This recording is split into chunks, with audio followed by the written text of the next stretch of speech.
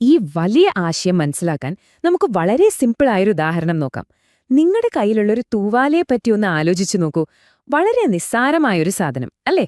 പക്ഷെ ഒരു നിമിഷം കണ്ണടച്ചൊന്ന് ആലോചിക്കൂ. ഈ ഒരൊറ്റ തൂവാല നിങ്ങളുടെ കയ്യിലെത്താൻ എത്രയെത്ര ആളുകളുടെ അധ്വാനം വേണ്ടി വന്നിട്ടുണ്ടാകും. ഇതൊരു കഥ പോലെയാണ്.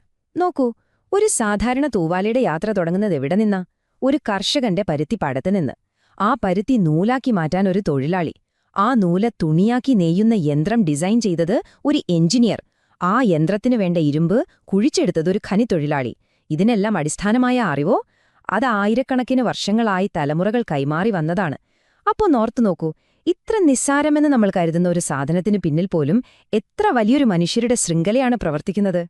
ഇത് നമ്മളോട് പറയുന്ന ഒരു വലിയ സത്യമുണ്ട്. നമ്മൾ ഇന്ന് അനുഭവിക്കുന്ന ഓരോ സുഖവും, നമ്മൾ കഴിക്കുന്ന ഭക്ഷണം, ഉടുക്കുന്ന വസ്ത്രം, നമുക്കുള്ള അറിവ്, ഇതെല്ലാം എണ്ണമറ്റ ആളുകളുടെ, നമുക്ക് മുൻപേ ജീവിച്ചവരുടെയും ഇപ്പോൾ ജീവിക്കുന്നവരുടെയും ഒക്കെ കൂട്ടായ അധ്വാനത്തിന്റെ ഫലമാണ്. നമ്മളാരും ഒറ്റയ്ക്കൊരു ദ്വീപല്ല. നമ്മളെല്ലാം ഒരു വലിയ ശൃംഖലയിലെ കണ്ണികളാണ്. അതുപോലെ ഈ കടം എന്ന് പറയുന്നത് പൈസയുടെയോ വസ്തുക്കളുടെയോ കണക്ക് മാത്രമല്ല.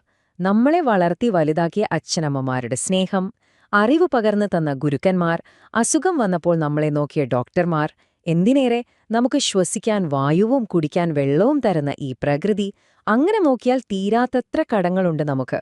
ഇതൊക്കെ നമ്മൾ തിരിച്ചറിയുമ്പോഴാണ് തിരിച്ചു കൊടുക്കേണ്ടതിന്റെ പ്രാധാന്യം ശരിക്കും മനസ്സിലാവുന്നത്.